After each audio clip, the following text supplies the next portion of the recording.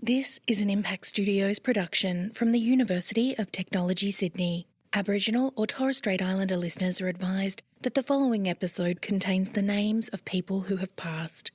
The story you're about to hear starts in the year 1900 and draws on the colonial archive. Listeners are advised there may be words and descriptions that may be culturally sensitive and which might not normally be used in certain public or community contexts. Terms from archival material used in this podcast reflect the attitude of the author or the period in which the item was written and may be considered inappropriate today. This story also contains information about acts of violence that may be distressing. I don't want to assume that you all know who Jimmy Governor was or why he matters to me. He was a Wiradjuri and Wonnarua man and a little bit Irish. In 1900, he was 25 years old. Jimmy has been described in many ways.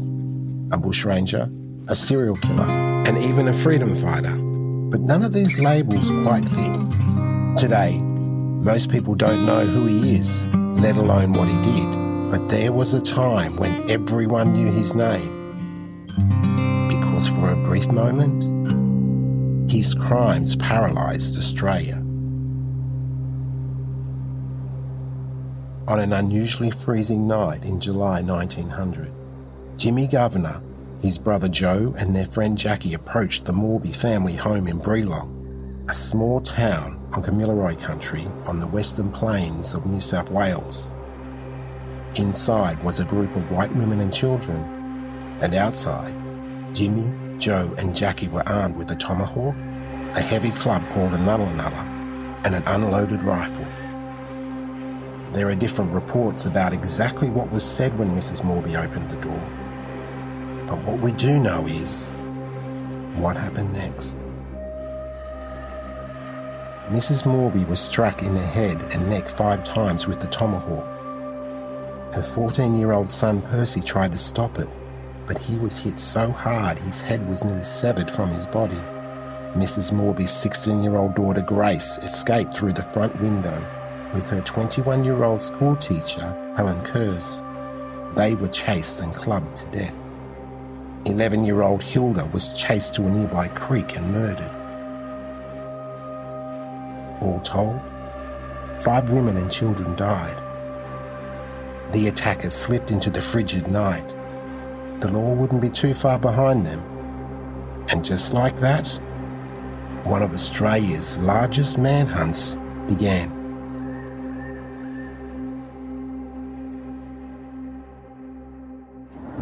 Yeah, so this is the road that's going to take us in the main gate of Rookwood Necropolis. The sign here says Rookwood Cemetery, but when we enter it, we'll see that it's called Rookwood Necropolis, and that word necropolis is a clue to the immensity of this cemetery. So this is supposed to be the city of the dead? It is, and it is the size of a city, and it's as heavily populated as a city. This is Catherine Biber, a professor of law from the University of Technology, Sydney, and she's walked through this city of the dead, Rookwood Cemetery, for years, all in search of Jimmy Governor, because she's had a hunch for a long time that there's a much bigger story to be told about his life. So this is the area. We can walk in and have a look. There are some marked graves, but my understanding was that Jimmy Governor didn't have a headstone, and so somewhere in this scrappy bush, he's been buried. Jimmy's case and everything we still don't understand about it has gotten under Catherine's skin. There's something about his story that does that to you. I'm Caitlin Sori, a journalist and audio maker, and I've been following Catherine as she digs into the archives to trace the trail of Jimmy's violent murder spree. In this 3-part History Lab series, we're pulling on the threads of one of Australia's great misunderstood stories. You know, I started with the intention to undertake what I call the legal history of Jimmy Governor, and I've realised that it's probably history of the making of Australia. But I want to be clear, this isn't a true crime podcast. We're moving beyond the myths to learn what the Governor brothers, Jimmy and Joe, faced in both life and death, and what it reveals about Australia, about the start of our federation, our legal system, what happened in our prisons, a global body trade driven by race science, and what their story tells us about black and white Australia. This may be the tale of a prison colony trying to become a country and the murder case that stood in its way. This is the story of the Last Outlaws.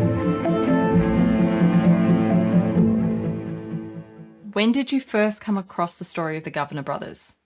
I think it was when I saw the film The Chant of Jimmy Blacksmith, which was released in 1978, but I didn't see it till decades later.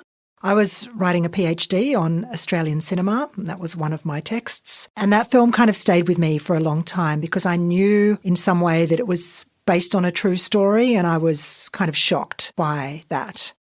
So first seeing the film to now, like how long has that been, do you reckon? I would say 20 to 22 years. That's a long time. It's older than my children. But I also felt like if this was a true story, it would be much more well-known than it is. I couldn't believe that it wasn't more well-known. And that's why I wondered, could it be true or could this be an extremely fictionalised, fantastical account of what really happened? So I wanted to know what really happened because I felt like if it really happened the way it's portrayed in the film, everyone should know this story. So I turned to the archives for answers. So we know what happened on that fateful night, but how did we get there? To find out, we probably need to know who Jimmy Governor was. What do we know about him? It was thought that he was descended from Aboriginal people, but he also had Irish ancestors. From an early age, he and his brother Joe, and possibly also their father, did various farming jobs where they would build fences and other work on farms. So we know he was a fencer, but do we know anything about any of his other jobs? Like he was a police tracker at one point?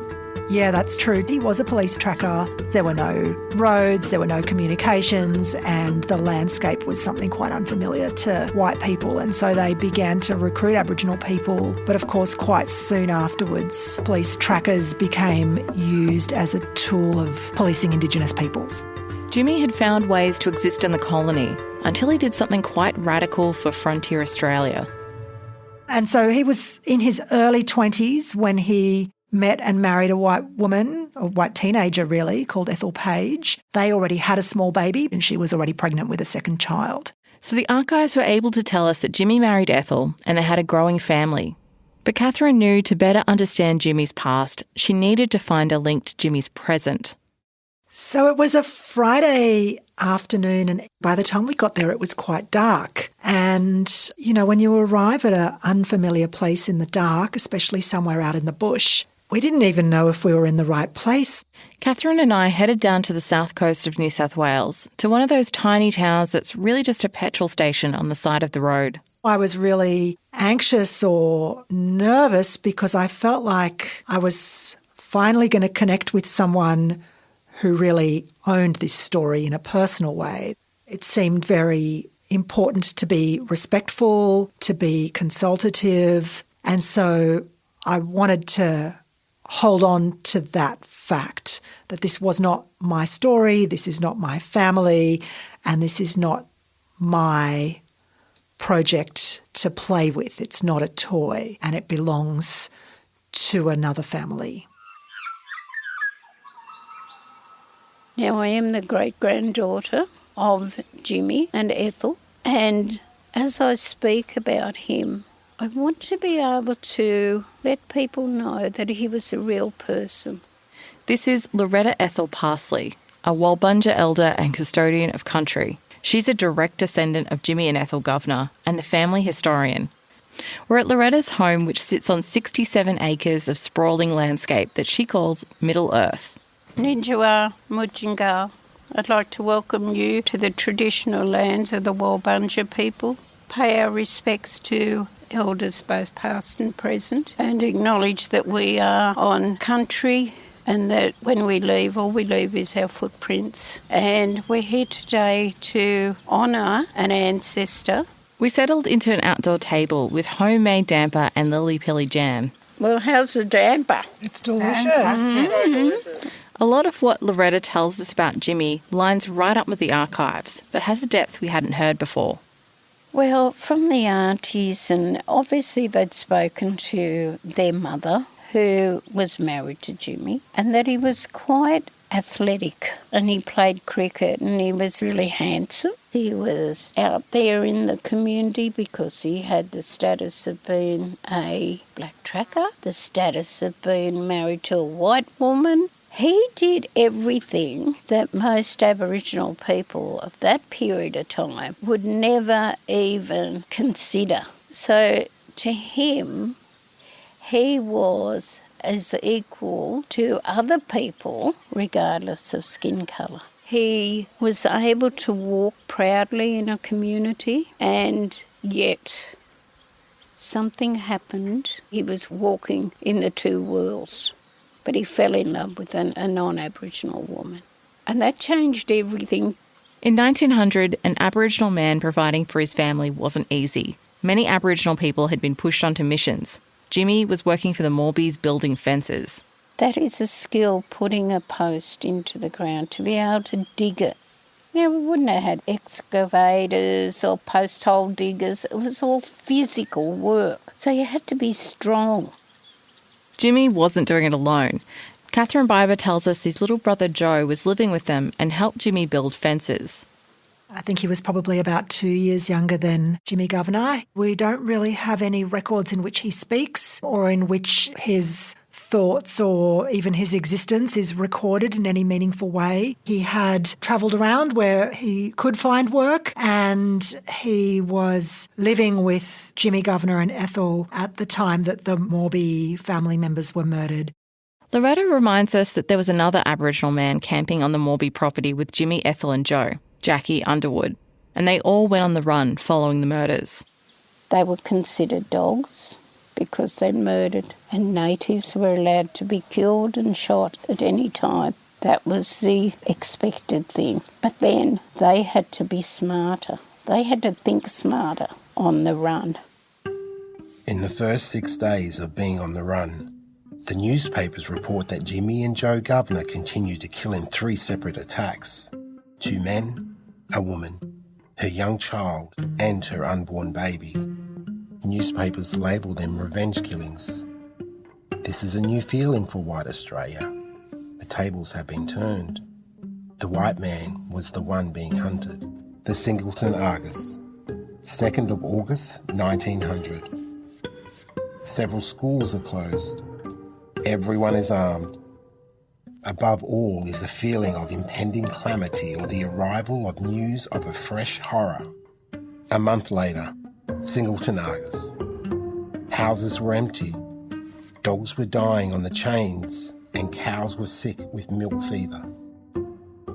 The brothers lead authorities on a 2,000-strong manhunt that spans 3,000 kilometres across western New South Wales. They have great navigation skills, that they have enormous fitness, and that they have great capacity to survive in the bush.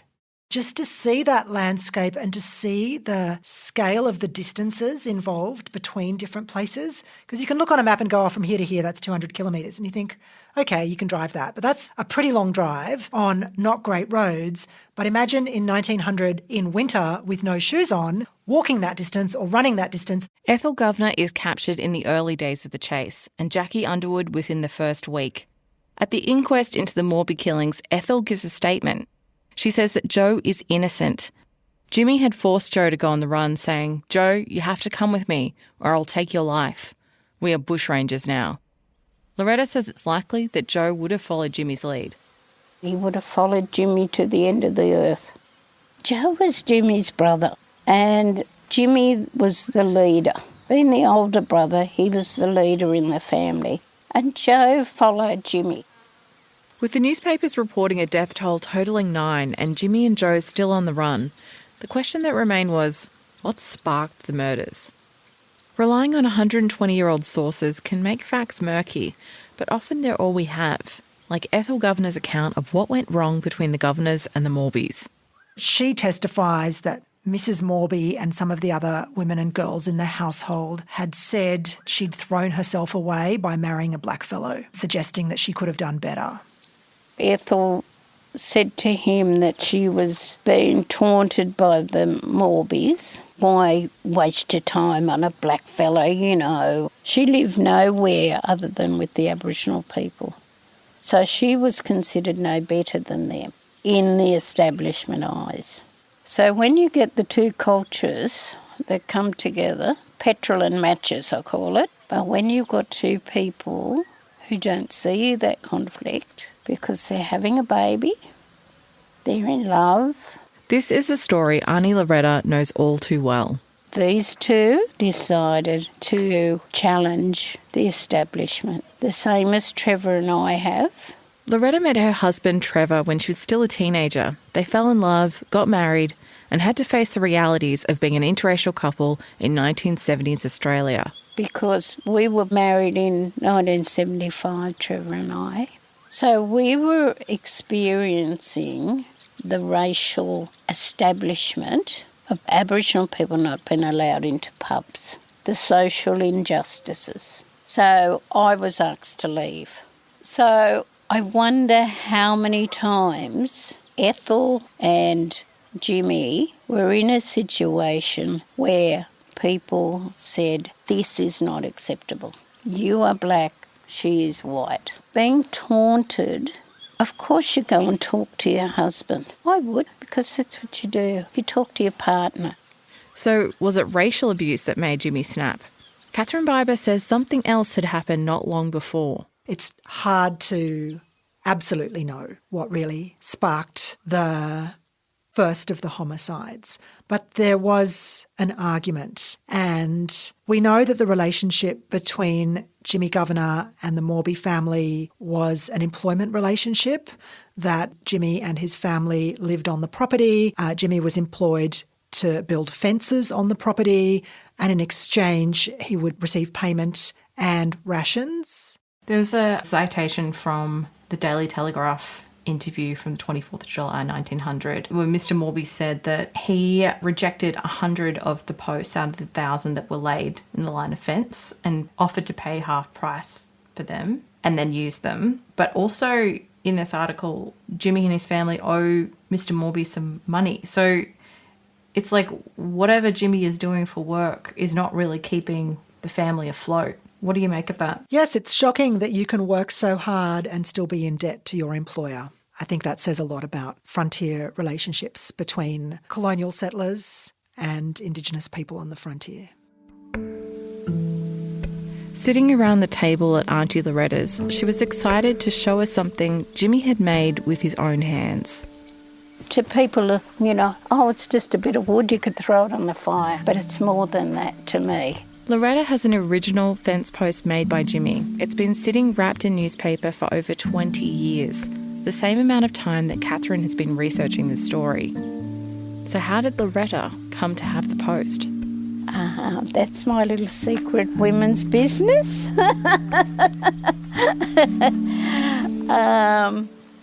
I have that because it was gifted to me. That fence post that sits in there, maybe we need to put it on the table to remind us that this was the catalyst. Do you want to open it? Would you like me to? Yes, please. Yeah, I'm giving you permission to open it. Yeah. So it's wrapped up very well.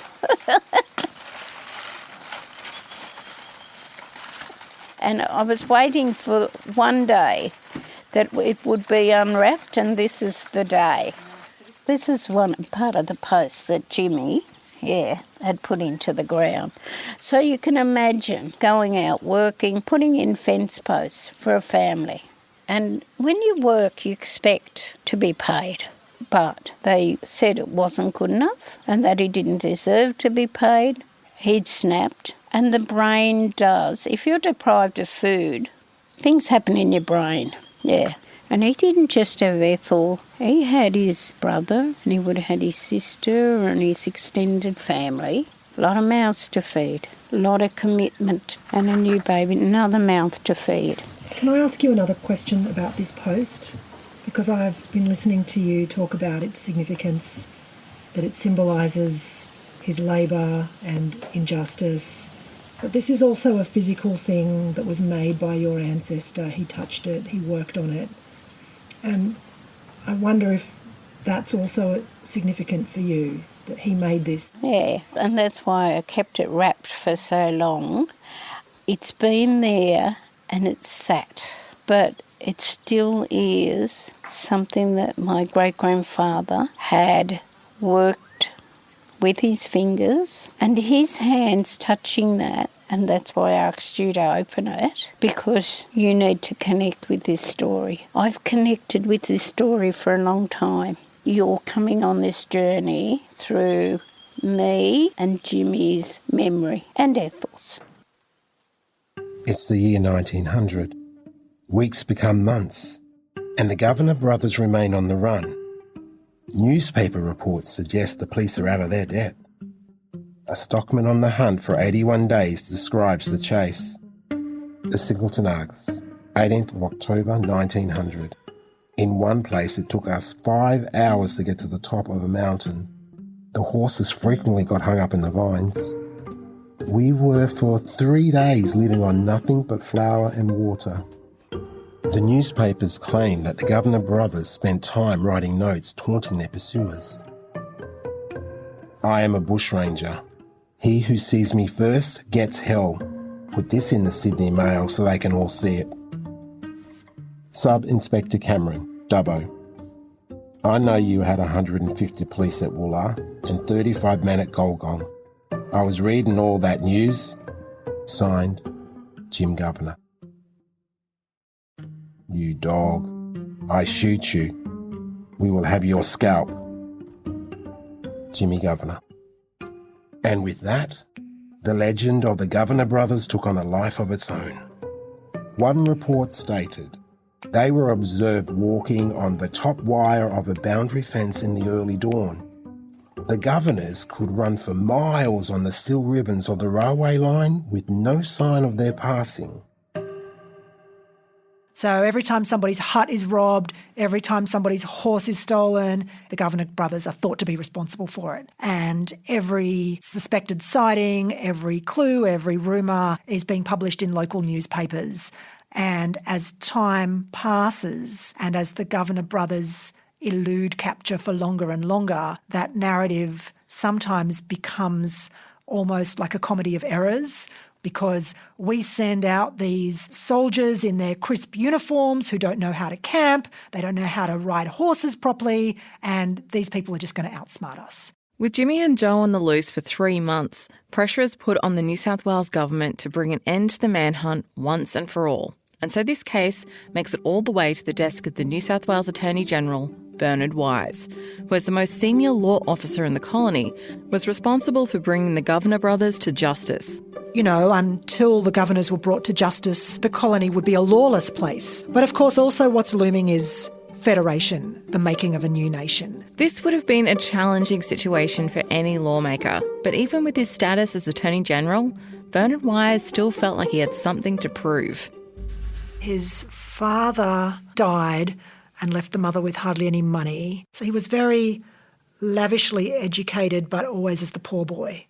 So, you know, he was supposedly brilliant and with all this potential, but I think he also had some self-esteem issues. That's my own personal diagnosis. Because even though he rose very high, he also had a lot of self-doubt. He thought that his life was a failure. I mean, was anything working for him? Look, Alfred Deakin described, do you want me to read the quote? Sure. Alfred Deakin described him as being as handsome as the hero of a female novel, a Cupid with a rich, soft voice, a man of culture and of aristocratic tendencies who was a Democrat by conviction. What a dreamboat. And I've seen a photo of him, maybe tastes have changed. As a poor boy reaching for greatness, what better way for Bernard Wise to prove himself than influencing the biggest issue of the time, Federation? He was never an official member of the Federation conventions. He's sometimes described as an uninvited guest, but the historical record suggests he was an influential figure, that he was actively involved in the drafting of documents that led to the constitution that we now have. Federation was Australia's attempt to become a proper country and rise above its convict past. It was a chance for squabbling colonies to become a legitimate, unified nation. This made people ask, what kind of country do we want to live in? The stakes were high. With Federation looming and the myth of the Governor brothers growing daily, Bernard Wise is pushed towards a solution, one that he resists because it hadn't been used in Australia since the bushranging days of Ned Kelly. Declare the Governor Brothers outlaws. So broadly speaking, an outlaw is a person who has done something that doesn't entitle them to the protection of the law. And what that means is that if someone has done such a terrible crime and will not surrender to the law, then that person can be caught dead or alive. So basically someone's been so abhorrent in their behaviour, it's like you can be brought back dead or alive, we don't care, we just need to catch you. That's right, because essentially the outlawry had already been a finding of guilt. It was a long time since anyone before them had been outlawed. And so the question of is outlawry the right response was tangled up with the question of would we outlaw people in a federated nation? Is that the way to bring felons to justice? Bernard Wise struggled with this decision. I feel like Wise would not be someone who would feel that outlawry is an appropriate process. Yeah, he's too much of a legal nerd to be like, yep, let's just shoot them without a trial. That's right. So every time someone said, let's outlaw them, he kept pushing back and saying this is not the way. They need to be brought to justice. The idea that you bring someone to justice and don't just shoot them in the bush, I think if you're the Attorney General, that's a pretty important thing to have on the record. Bringing people to justice is an important part of your job. But with the chase having no end in sight and public pressure mounting, Bernard Wise caved. But why? The archive doesn't record what caused him to change his mind. I guess at some point he remembers that he's a politician. It's clear that he was under a lot of pressure. The longer the Governor Brothers were at large, the more there was public debate, there was political debate, there were questions being asked in Parliament. It was becoming a problematic political issue as well as causing a lot of unrest, particularly amongst people who lived on the frontier and who were living in fear of their own lives. There was really torrid newspaper reporting whilst the governors were at large, and so people were afraid. The members of the public were afraid, and politicians were alive to that fear and were concerned. Sorry, just on that, I've actually got the proclamation of outlawry. Do you want me to read it? Or I can show you. Just by His Excellency, the Right Honourable William Earl Beauchamp, Knight Commander of the Most Distinguished Order of St. Michael and St. George. This could take a while. And declared to be an outlaw by the said Honourable Matthew Henry Stephen, and in the 64th year of Her Majesty's reign, by His Excellency's command, B.R. Wise, God save the Queen. And with that, their fate was sealed. The Governor Brothers were declared outlaws, wanted dead or alive. 6 days before being proclaimed an outlaw, Jimmy is shot in the mouth by a local hunter while sneaking into a hut. The bullet passes through his cheek, destroying 4 teeth. Another bullet hits his hip. Jimmy and Joe manage to escape, but the damage is done. While crossing the Forbes River, someone starts shooting at them. In the heat of the chase, they separate. This may be the last time they see each other. Alone with a hole in his mouth and food hard to find, Jimmy steals some tucker from a camp and falls asleep beside the fire. Before daybreak, a group of civilians call upon him to surrender. He attempts to flee, but on the 99th day of the manhunt, more than 450 kilometres from the Morby home, Jimmy Governor is captured and taken to the local police officer. Joe's whereabouts are unknown. Next time on The Last Outlaws. Can Joe continue to elude the 2,000-strong search party? And what will happen to Jimmy now that he's been captured? Jimmy wanted to take the fall for what happened because it was his family. I am speaking straight from my heart, and I am afraid of nobody. And Catherine Biber makes a discovery that takes us inside Jimmy's prison cell. So just like we don't know why the diary was ever kept, we also don't know why the diary ever stopped. The Last Outlaws series is made by Impact Studios at the University of Technology Sydney, an audio production house funded by the Deputy Vice-Chancellor of Research. The Last Outlaws was made on the lands of the Gadigal people of the Eora Nation, as well as the Walbunja people of the Yuin Nation, Darug people of Ngungurra Country and Gubbi Gubbi Country, whose land was never ceded. Impact Studios would like to pay respect to elders past, present and emerging, acknowledging them as the traditional custodians of knowledge on this land. Thanks to everyone who made this series possible, including the Governor family descendants and the Parsley and Parsons families, especially Auntie Loretta Parsley and Leroy Parsons. Thanks also to our UTS partners, the Faculty of Law, the Australian Centre for Public History, Jumbana Institute for Indigenous Education and Research, as well as the Australian Research Council.